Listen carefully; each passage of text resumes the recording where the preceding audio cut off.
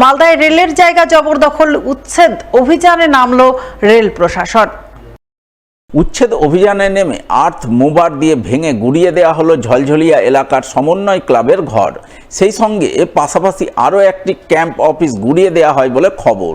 উল্লেখ্য, এদিন যে ক্লাব ও ক্যাম্প অফিস ভেঙে গুড়িয়ে দেওয়া হয় তা বাবলা সরকার খুনকাণ্ডে অন্যতম অভিযুক্ত নরেন্দ্রনাথ তিওয়ারির ক্লাব ও দলীয় কার্যালয় হিসাবে এলাকায় পরিচিত ছিল।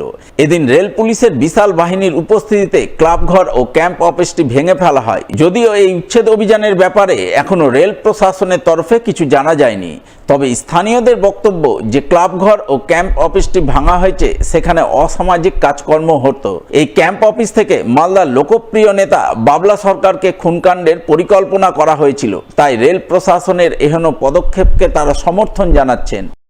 आप लोग जैसे जानते हैं कि 2 जनवरी को इस इलाके का लोकप्रिय नेता बाबला दादा का जो दिन के उजाले में जो हत्या किया और हत्या में जिनका नाम आया, अभी तक पुलिस ने जिनको अरेस्ट किया, और ये जो कैंप है यहाँ पर बहुत दिन से इलीगल काम होता था और रेल प्रशासन जो है इसको महसूस किया कि रेलवे ज़मीन पर गैरकानूनी काम हो रहा है और रेल इसको जो तोड़ दिया, इसका ये रेल का हम लोग इसका समर्थन करते हैं। हम लोग चाहते हैं कि रेल इलाका में शांति रहे। मालदा शहरेर झलझलिया एलाकाय रेलेर उच्छेद अभियाने नेमे आर्थ मुभार दिए समन्वय क्लाब घर और तार ठीक विपरीतेई अवस्थित कैम्प अफिस भेंगे देওয়ার खबर पेয়ে स्थानीय 26 নম্বর ওয়ার্ডের তৃণমূল কাউন্সিলর গৌতম দাস ঘটনাস্থলে ছুটে যান। তিনি জানান, রেলের এই কাজকে তিনি সমর্থন করছেন, তবে অন্য কোনো গরিব মানুষের বাড়িঘর দোকান উচ্ছেদ করলে তা বরদাস্ত করবেন না।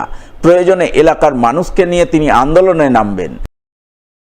ব্যক্তিগতভাবে অভিযোগ করেছে এবং কেউ কিছু করেছে, কিছু ক্রিমিনাল অ্যাক্টিভিটিস হয়, এই অভিযোগ আছে এলাকার, সেটা রেল প্রশাসন ব্যবস্থা নিয়েছে। কোথা থেকে ক্রিমিনাল অ্যাক্টিভিটিস হতো? এগুলো থেকে যিনি কৃষ্ণারোজক, যিনি ধরা পড়েছেন, যিনি এখন আছেন, তিনি তো এই ক্যাম্পের নাইট গার্ড ছিলেন। এই ক্যাম্পের নাইট গার্ড দিতেন রাতের বেলা। তো পরিকল্পনা করে করেছেন। এগুলো মানুষ ভীত সন্ত্রস্ত আছে এবং এখনও তার পরিবারের পক্ষ থেকে পাড়ার লোককে, বস্তির লোককে থ্রেট করা হচ্ছে। আমার এক ছেলে বেরিয়ে যাবে, বেরিয়ে বোম মেরে দেবে, এগুলো সব পাড়ার লোক আমাদের কাছে অভিযোগ করেছে। তো এগুলো থাকলে মানুষ সন্ত্রস্ত হচ্ছে, ভীত হচ্ছে। তো আমরা চাই যে এগুলো না থাক, কিন্তু তার বাইরে রেল যদি কোনো রকম কিছু করতে যায়, কোনো একটা মাত্র গরিব মানুষকে উচ্ছেদ করে, তাহলে আমরা এই এলাকার নাগরিক, আমাদের এই ওয়ার্ডের তার দায়িত্বরত কাউন্সিলর আছেন, আমাদের চেয়ারম্যান আছেন, আমাদের পার্টির নেতৃত্বের সঙ্গে কথা হয়েছে, সবাই মোটা একসঙ্গে লড়াই। হারিয়ে যাওয়া মোবাইল উদ্ধার করে ফিরিয়ে দেওয়ার প্রয়াস শুরু করেছে মালদা জেলা পুলিশ, যার নাম দিয়েছে প্রত্যর্পণ। এই প্রত্যর্পণ কর্মসূচির অধীনেই গত 4 মাসে হারিয়ে যাওয়া 300-র অধিক মোবাইল উদ্ধারে সাফল্য পেল মালদা জেলা পুলিশ। জেলা পুলিশের মোবাইল রিকভারি সেল জেলার বিভিন্ন থানা এলাকা থেকে উদ্ধার করলো বিভিন্ন সময় হারিয়ে যাওয়া 310টি মোবাইল।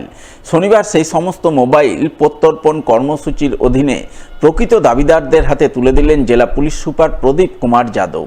তিনি জানান, গত 4 মাসে মালদা জেলা পুলিশের মোবাইল রিকভারি সেল হারিয়ে যাওয়া 310টি মোবাইল উদ্ধার করেছে, যার মধ্যে ইংরেজবাজার থানা প্রথম স্থানে রয়েছে, দ্বিতীয় স্থানে রয়েছে বামনগোলা থানা এবং তৃতীয় স্থানে আছে পুকুরিয়া থানার পুলিশ।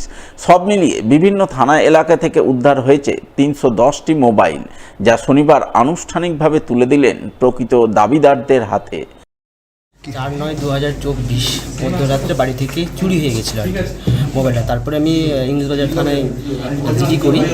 জিডি করার পর 7 মাস পরে মানে আপনার গতকালকে এসপি অফিস থেকে ফোন করা হয়েছিল যে আপনার মোবাইলটা রিকভার হয়েছে, মোবাইলটা পাওয়া গেছে আর কি। প্রশাসনকে এবং এসপি অফিসে যারা মোবাইল রিকভার করে তাদেরকে অশেষ ধন্যবাদ। ভালো লাগছে, তবে ভাবিনি যে পাবো। মানে প্রায় 3 বছর আগে মোবাইল হারিয়ে গেছিলো হাট থেকে। তো পশ্চিমবঙ্গের সরকারের পুলিশ প্রশাসন যেভাবে উদ্যোগ নিয়ে আজকে মালদাতে 310 জনের মোবাইল ফিরিয়ে দিচ্ছে, সত্যি আমরা খুব আপ্লুত এবং আগামী দিনে তাদেরকে আমরা স্যালুট জানাই মালদাবাসী হিসেবে। মোবাইল রিকভারি সেল আছে মালদাতে, ওটা আমরা আজকে আবার রিটার্ন করার একটা ফাংশন করলাম। এখানে 310 মোবাইলস আমরা রিকভার করে যে ওনার আছে ওনাকে রিটার্ন করছি আফটার ভেরিফিকেশন। এখানে একটা সিআইআর পোর্টাল আছে, ওখানে কিভাবে আনলক করতে হবে ওটাও আমরা জানিয়ে দিচ্ছি লোককে। আর এবারে সব থেকে বেশি রিকভারি হয়েছে ইংলিশ বাজার থানাতে, ওখানে 108 পজিটিভ রেজাল্টস মধ্যে 101 রিকভারি করতে পেরেছে ইংলিশ বাজার থানা। বাকি তারপরে বামনগোলা থানাও মতলব অলমোস্ট 100% রিকভারি করেছে। আর তারপরে পুখুরিয়া থানা 50% রিকভারি করেছে। আমরা চেষ্টা করছি এবার থেকে আর ভালো করার। যে ওল্ডেস্ট মোবাইল রিকভার হয়েছে ওটা হচ্ছে 2 ফেব্রুয়ারি 2022 আর সব থেকে লেটেস্ট মোবাইল যে রিকভারি হয়েছে ওটা হচ্ছে 19 এপ্রিল 2025। এখানে সব থানার যে মোবাইল রিকভারি সেল আছে ওটাকে আমরা সেরকমই আমরা রিওয়ার্ড করব যেরকম পারফরমেন্স করেছে আর হোপফুলি আমরা আর ভালো রেজাল্ট পাবো।